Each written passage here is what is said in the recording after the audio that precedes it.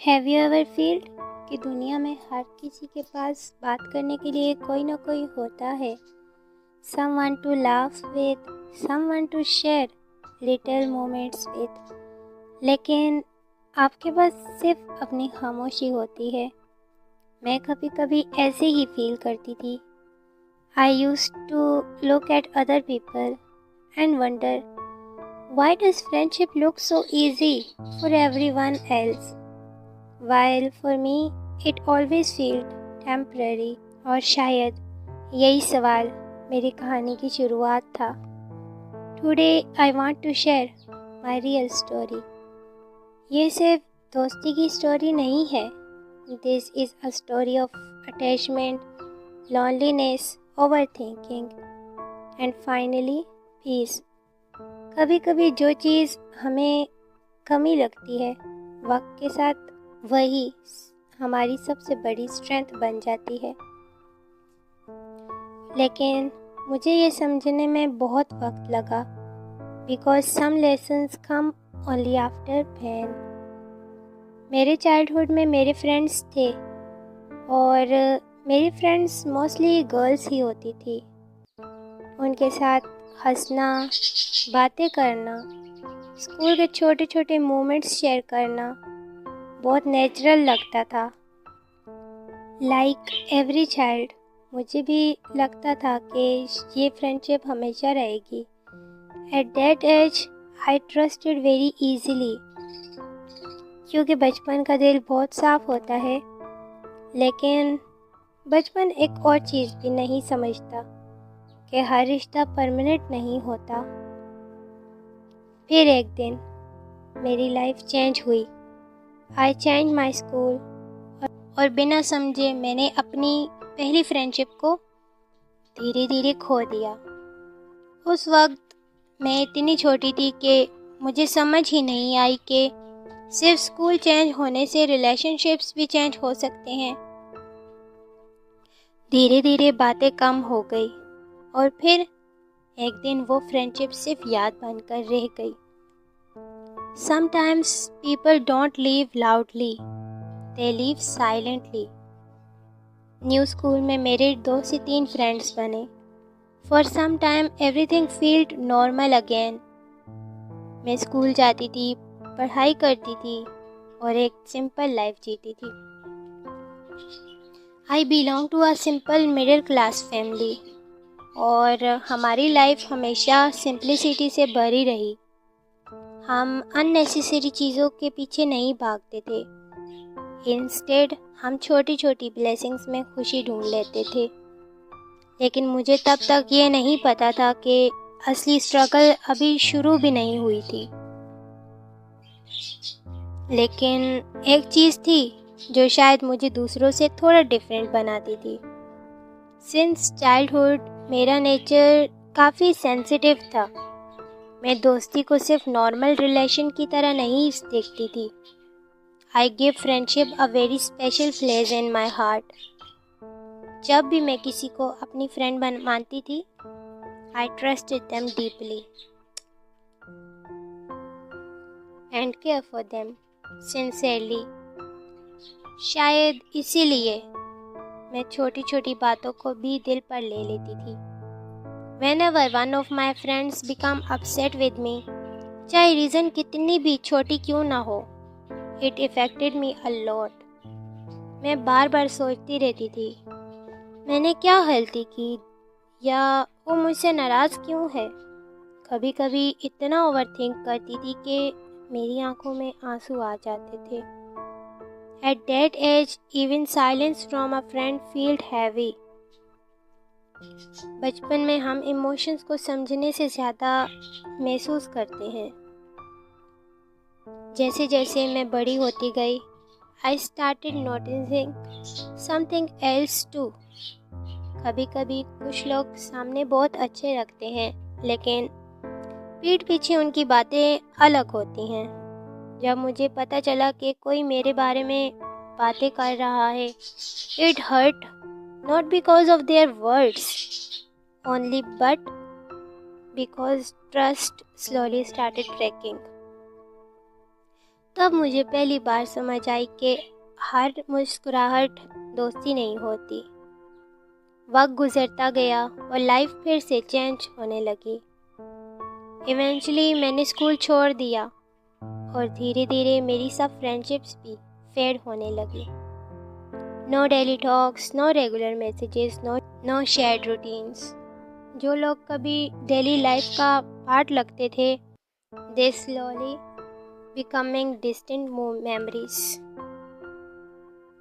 और एक दिन मैंने अपनी अंदर एक अजीब सी खामोशी महसूस की। मैंने रियलाइज़ किया कि अब मेरे पास कोई क्लोज फ्रेंड नहीं था। At first this field strange. कभी कभी लॉन्लीनेस फील होती थी, स्पेशली जब मैं दूसरों को उनके फ्रेंड्स के साथ देखती थी।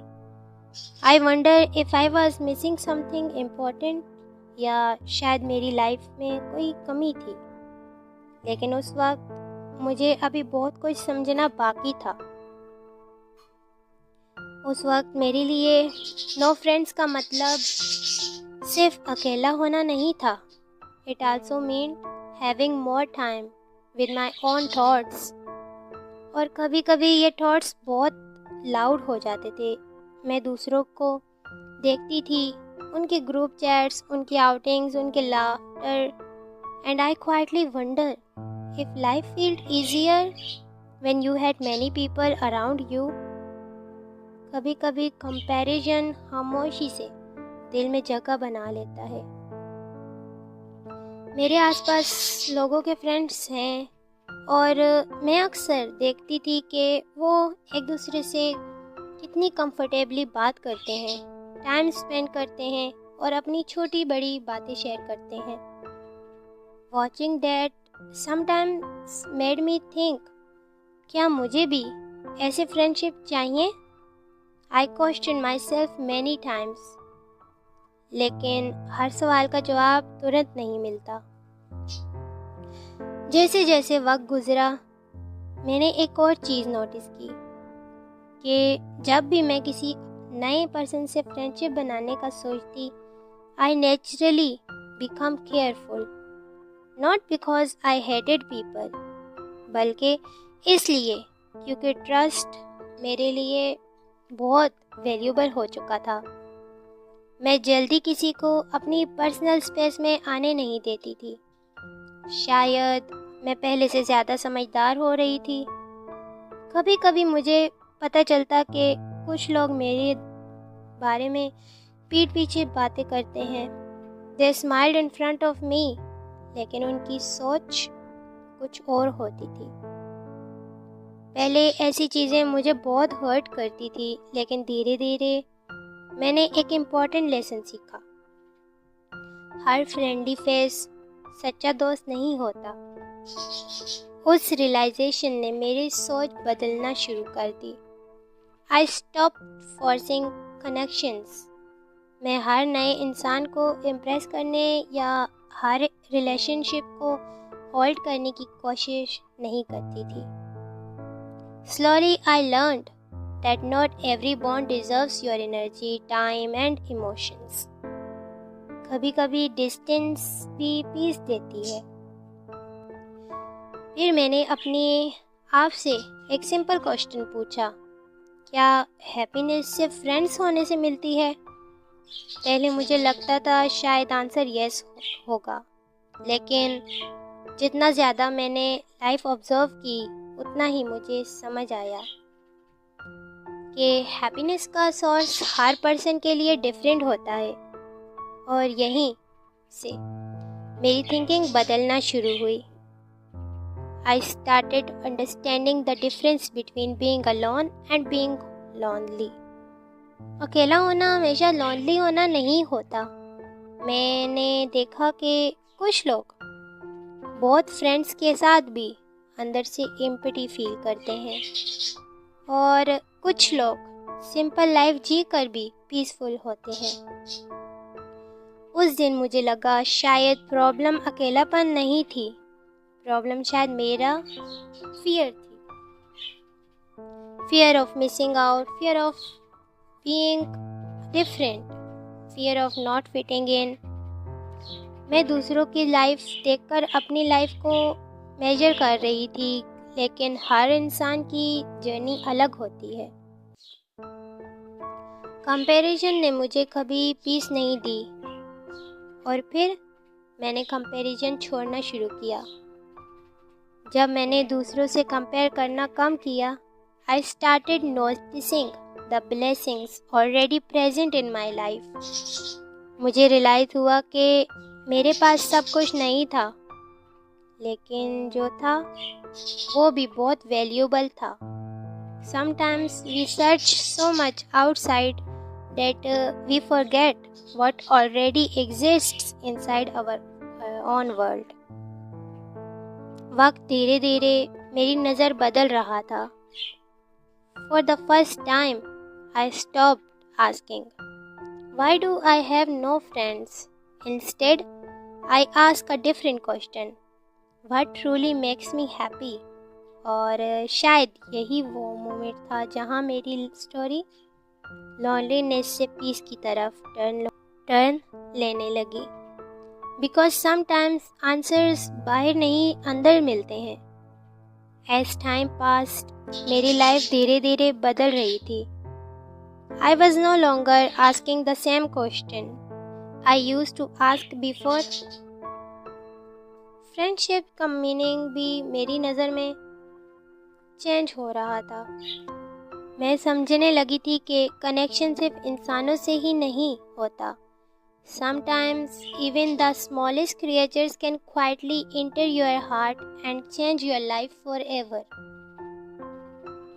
और मुझे अभी ये पता नहीं था कि मेरी लाइफ में एक बहुत छोटा लेकिन बहुत स्पेशल गेस्ट आने वाला था। Before budgies, before everything else, मुझे छोटे बेबी चिक्स बहुत पसंद थे। उनकी थाइनी सी बॉडी, उनकी सॉफ्ट आवाज़, उनका इनोसेंट सा चलना, सब कुछ मुझे बहुत क्यूट लगता था।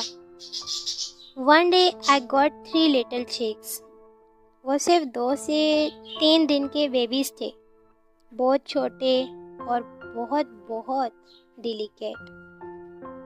कभी कभी खुशी के साथ फियर भी आता है। जहाँ हम इस्लामाबाद रहते थे, वहाँ कैट्स बहुत होती थी और कैट्स की वजह से उन थाइनी बेबीज़ को प्रोटेक्ट करना इजी नहीं था। एक दिन एक चिक को कैट ले गई। मुझे दुख हुआ, लेकिन फिर भी 2 बेबीज़ मेरे पास थे। मैं उनका और ज़्यादा ख्याल रखने लगी। लेकिन फिर एक और दिन सब कुछ बदल गया। उस दिन मैं कंप्यूटर कोर्स से वापस आई। जब मैंने बॉक्स खोला, मेरा दिल एक सेकंड के लिए रुक सा गया। सिर्फ एक चिक बच्चा था, दूसरा भी कैट ले गई थी। बॉक्स के आसपास कुछ फेदर्स पड़े थे और वो सीन देखकर मुझे अंदर से अजीब सा फील हुआ। मैं कुछ सेकंड्स तक सिर्फ देखती रह गई। अब सिर्फ एक बेबी बचा था। उस छोटे से बेबी का नाम मैंने रखा चूचू। वो बहुत थाइनी था, लेकिन धीरे धीरे मेरी पूरी दुनिया बनने लगा। सिंस ही वॉज अलोन, मुझे उसकी और भी फिक्र रहती थी। मैं उसे अकेला फील नहीं होने देना चाहती थी। शायद उस वक्त मुझे खुद भी कंपेनियनशिप की ज़रूरत थी और शायद चूचू को भी। और धीरे धीरे हम दोनों एक दूसरे के आदत बन गए। चूचू के साथ मेरा बॉन्ड बहुत जल्दी स्ट्रॉन्ग होने लगा। Since he was the only baby left, मेरी सारी अटेंशन उसी पर थी। जहाँ दूसरे लोग एक नॉर्मल चिक देखते, वहाँ मुझे एक टाइनी लाइफ नज़र आती थी जो मुझ पर डिपेंड करती थी। शायद इसीलिए without realising it I become extremely protective of him. उस छोटे से बेबी ने मेरे दिल में बहुत बड़ी जगह बना ली थी। इस्लामाबाद वाले घर में कैट्स बहुत होती थी, इसलिए मेरा फियर कभी कम्प्लीटली ख़त्म नहीं होता था। मैं दिन भर उसके पास रहती थी, ऑलमोस्ट 24 आवर्स तक उस पर नज़र रखती थी। जब तक रात ना हो जाती और मैं उसे सेफली बॉक्स में बंद ना कर दूं, मुझे सुकून नहीं मिलता था। Even when I tried to rest, मेरा ध्यान उसी पर होता, जैसे मेरी आंखों का फोकस सिर्फ उस पर रहने लगा था। विंटर्स बहुत कोल्ड थे और चूचू अकेला था। Since he had no siblings beside him, वो किसी और के साथ चिपक कर वार्मथ फील नहीं कर सकता था। This thought bother me a lot.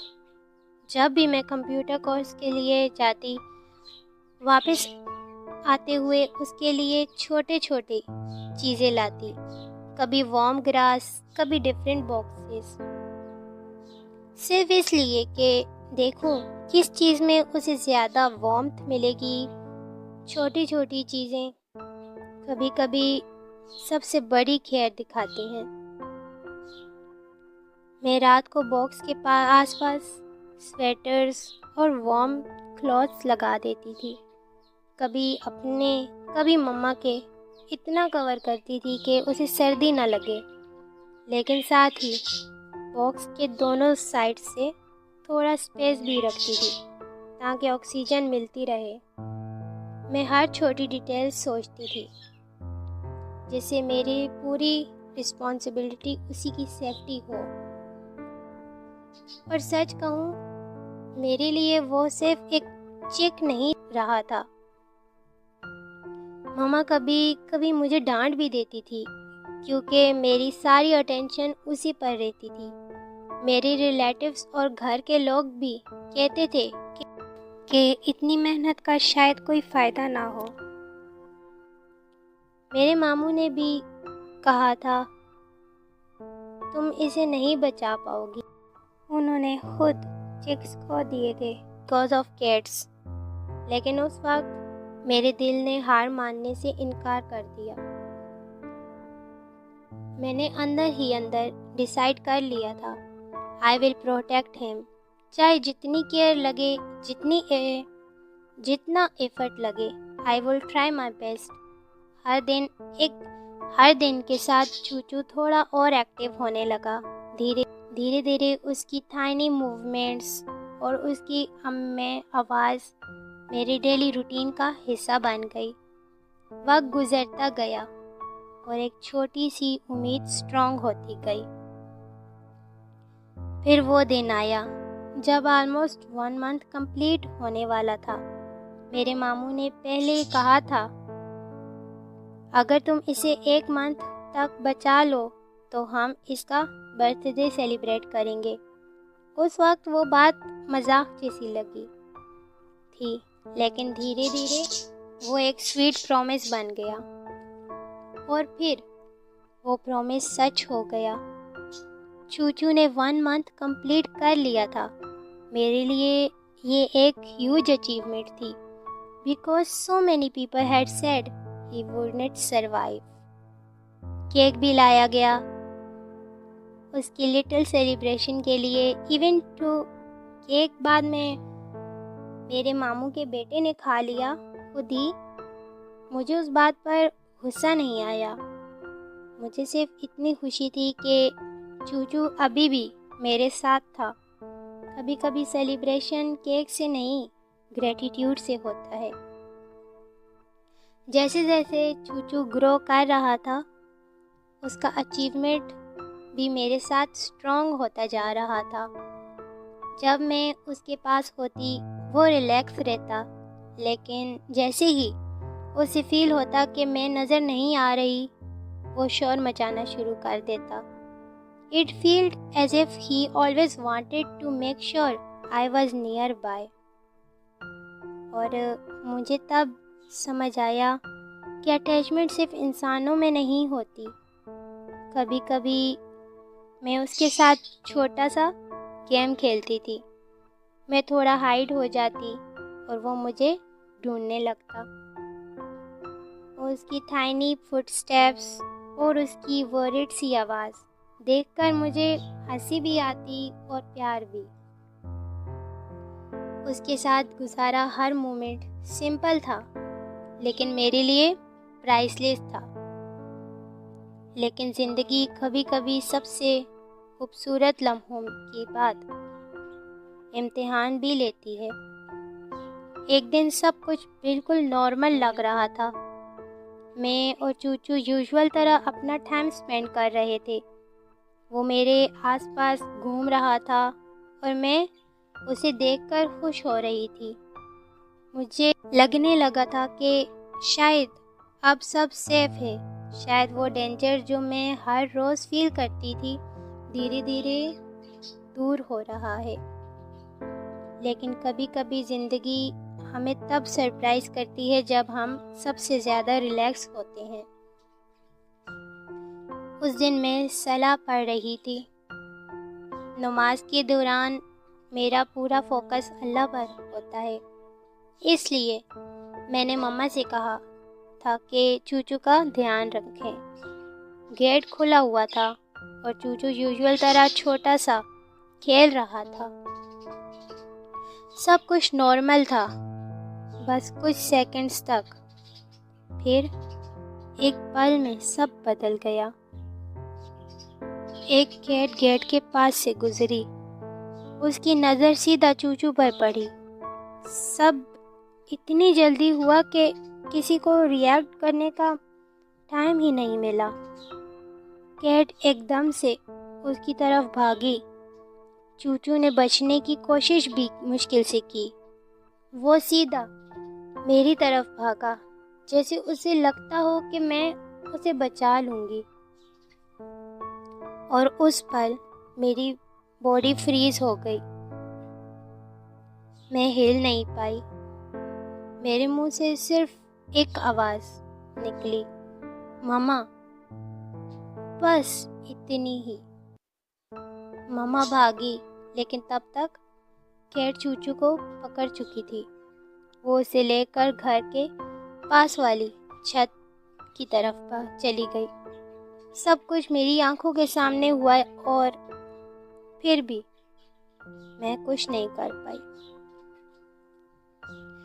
कभी कभी दर्द आवाज़ से पहले दिल को तोड़ देता है। उस मोमेंट के बाद मुझे ऐसे लगा जैसे मेरे अंदर कुछ टूट गया हो। मैं समझ गई थी कि शायद चूचू वापस नहीं आएगा, लेकिन दिल फिर भी होप नहीं छोड़ रहा था। मैं अंदर ही अंदर दुआ कर रही थी कि शायद मिरेकल हो जाए, शायद वो वापस आ जाए। लेकिन उस दिन मेरे आंसू रुक नहीं रहे थे। मैं बहुत रोई, इतना रोई जितना शायद बहुत टाइम से नहीं रोई थी। मेरे नेबर्स भी सरप्राइज हो गए थे, क्योंकि उन्होंने मुझे इस तरह कभी रोते नहीं देखा था। उनके लिए वो सिर्फ एक नॉर्मल चीख था, लेकिन मेरे लिए वो मेरी डेली हैप्पीनेस था। वो मेरी रूटीन था। वो मेरा चूचू था। रात मैंने बहुत दुआ की। मैं बार बार अल्लाह से मांग रही थी कि शायद चूचू वापस मिल जाए। दिल अजीब सी हौप पकड़ कर बैठा था।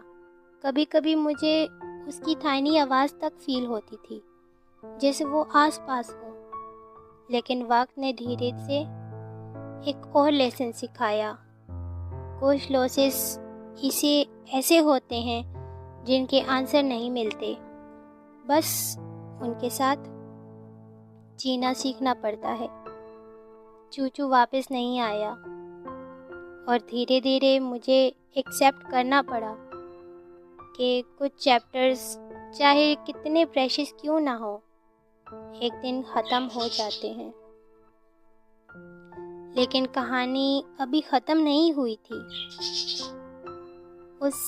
उसी दिन मेरी लाइफ में 2 नए लिटिल कंपेनियंस आए, 2 डक्स।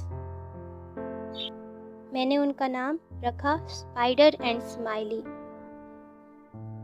पहले तो मुझे लग रहा था कि शायद कोई भी चूचू की कमी फील नहीं करवा सकता,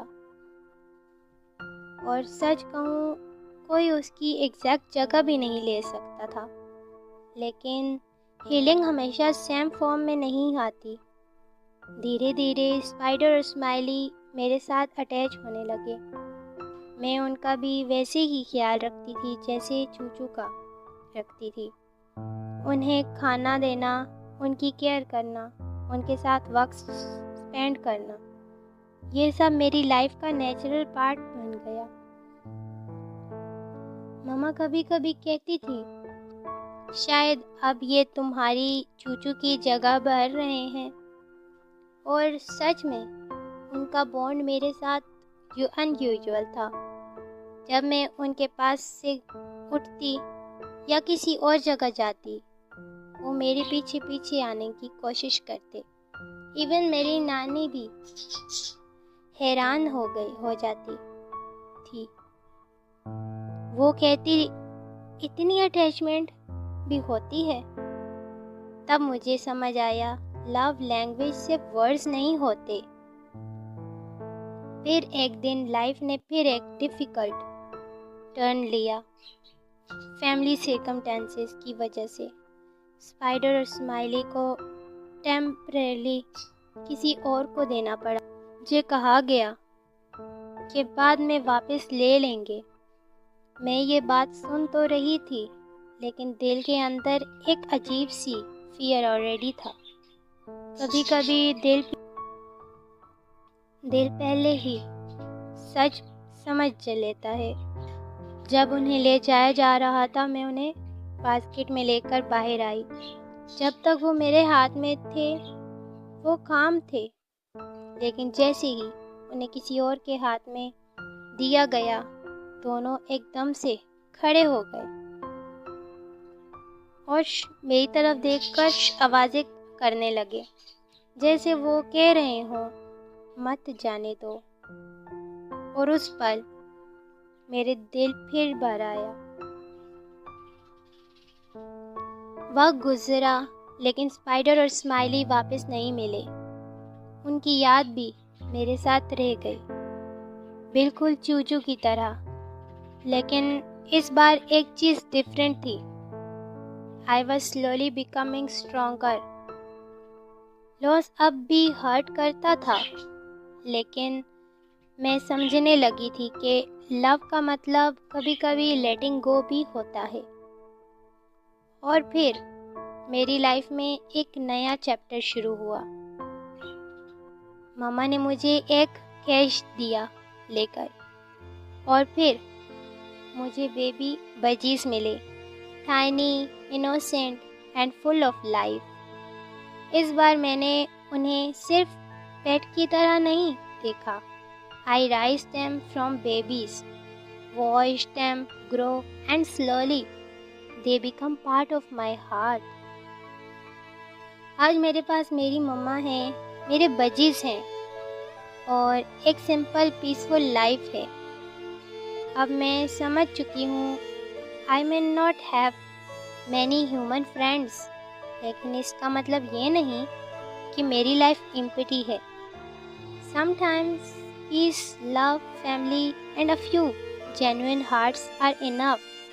और शायद ट्रू हैप्पीनेस वहीं से शुरू होती है। बजीज के साथ मेरी लाइफ धीरे धीरे फिर से कलरफुल होने लगी। हर सुबह उनकी आवाज़ मेरी दिन की शुरुआत बन गई। Their tiny movements, their playful energy and the way they depended on me slowly brought warmth back into my daily life. Without realizing it, they started healing parts of my heart that I thought would remain broken forever. कभी कभी healing बहुत शोर से नहीं, बहुत खामोशी से आती है। जिन लॉसेस ने मुझे कभी तोड़ दिया था, उन्हीं लॉसेस ने मुझे स्ट्रॉन्गर भी बनाया। चूचू, स्पाइडर, स्माइली ये सब सिर्फ नेम्स नहीं थे, they were chapters of my life. हर चैप्टर ने मुझे कुछ सिखाया। किसी ने केयर सिखाई, किसी ने पेशेंस और किसी ने लेटिंग गो। और धीरे धीरे मैं बदलने लगी। पहले मैं सोचती थी कि शायद मेरी लाइफ में कुछ मिसिंग है, because I had no close human friends. लेकिन अब मुझे समझ आया कि हर इंसान का कनेक्शन का वे अलग होता है। Some people feel alive in crowds और कुछ लोग पीस ढूंढते हैं सिंप्लिसिटी में। शायद मैं दूसरी कैटेगरी में हूँ। आज भी मेरी लाइफ सिंपल है। मेरे पास बहुत बड़ा सोशल सर्कल नहीं है, लेकिन मेरे पास मेरी मम्मा है जो हर फेस में मेरे साथ रही, और मेरी लिटिल फेदर कंपेनियंस हैं जो रोज़ मुझे रिमाइंड करते हैं कि लव को वर्ड्स की ज़रूरत नहीं होती। Sometimes presence is enough. अगर आप भी कभी लॉन्ली फील करते हो या आपको लगता है कि सबके पास कोई है और आपके पास नहीं, तो एक बात याद रख, being alone does not mean being incomplete. कभी कभी अल्लाह आपको खामोशी इसलिए देता है ताकि आप अपने आप को सुन सको। अगर आपको मेरी स्टोरी पसंद आई है और आप ऐसी और स्टोरीज सुनना चाहते हैं तो चैनल को सब्सक्राइब ज़रूर करें। Thank you so much for watching this video.